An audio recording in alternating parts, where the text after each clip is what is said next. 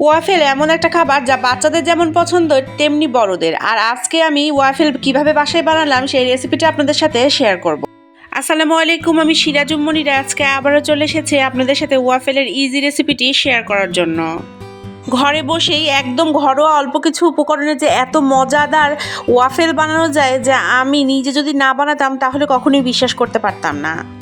Waffle বানানোর জন্য প্রথমে আমি নিয়ে নিচ্ছি একটা ডিম, সেটা ভালোভাবে ফেটে নিয়ে তার সাথে অ্যাড করে দিলাম হাফ কাপ পরিমাণ লিকুইড দুধ, অ্যাড করে দিচ্ছি ভ্যানিলা এসেন্স, আর তারপরে খুব ভালোভাবে সবগুলো উপকরণ মিক্স করে নিব। আর অ্যাড করে দিব হাফ কাপ পরিমাণ ময়দা এবং তার সাথে হাফ চামচ পরিমাণ বেকিং পাউডার।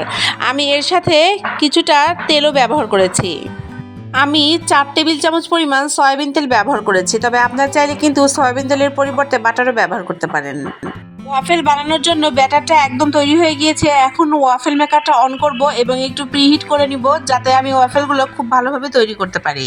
ওয়াফেল মেকারটা একটু প্রিহিট করে নিয়ে তাতে আমি অল্প সামান্য তেল গ্রিস করে নিব। তেল গ্রিস আমি দুই দিকেই করব, কেননা ওয়াফেলটা যাতে দুই দিকেই খুব সুন্দর হয়ে বানানো হয় এবং কোনোভাবে লেগে না যায়। এখন আমি 1.5 হাতা পরিমাণ ব্যাটার দিয়ে দিলাম এবং তারপরে উপরের যে অংশটা সেটা হালকা একটু চেপে দেব।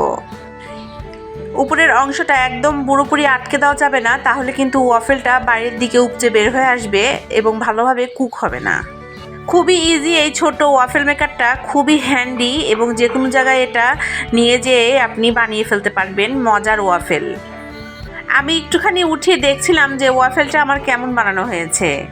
আমি আর একটু ক্রিস্পি করতে চাচ্ছি, তাই আবারও ঢাকনা দিয়ে ঢেকে দিলাম যাতে এটা খুব ভালোভাবে একটু ক্রিস্পি হয়ে যায়। সফট বানালে খুব বেশিক্ষণ বেক করতে হবে না, তবে যদি একটু ক্রিস্পি খেতে চান তাহলে কিন্তু একটু বেশিক্ষণ বেক করে নিতে হবে। প্রথম ওয়াফেলটা বানানো হয়ে গিয়েছে, এখন আমি আরও একটি বানিয়ে নিচ্ছি। আমি আবারও তেল গ্রিস করে নিলাম এবং তারপরে আবারও দিয়ে দিলাম কিছুটা ব্যাটার দিয়ে আবারও একটু উপরের অংশটা হালকা একটু চেপে দেব এবং এটা আমি বেক করে নিব। অল্প সামান্য বেক হয়ে গেলে উপরে একটু ছড়িয়ে দিলাম সাদা তিল দিলে দেখতেও ভালো লাগে, আর এটা যখন মুখে পড়ে তখনও খেতে বেশ মজা লাগে। তবে এটা পুরোপুরি অপশনাল, আপনারা চাইলে টপার হিসেবে এটা স্কিপ করতে পারেন। চোখের নিমিষেই আমার আরও একটি ওয়াফেল বানানো হয়ে গেল। প্রথম ওয়াফেলটা বানাতেই একটু বেশি সময় লাগে, তারপরেরগুলো চটপট বানানো হয়ে যায়। এভাবে একে একে আমি প্রায় 10 থেকে 15টা ওয়াফেল বানিয়ে নিয়েছি। আমি প্রথমে যে ওয়াফেলের ব্যাটারটা বানিয়েছি সেখান থেকে মোট 7টা ওয়াফেল তৈরি হয়েছিল, পরে আরও ব্যাটার গুলেছিলাম বাকি আরও কিছু বানানোর জন্য। দেখেন এই ওয়াফেলগুলো যেমন দেখতে সফট তেমনি খেতেও খুব মজাদার। আমার বাসার সবাই এই ওয়াফেলটা অনেক পছন্দ করেছে, বিশেষ করে আমার বাচ্চারা। আজকের রেসিপিটি কেমন লাগলো তা অবশ্যই জানাবেন, আর এখানেই বিদায় জানাচ্ছি।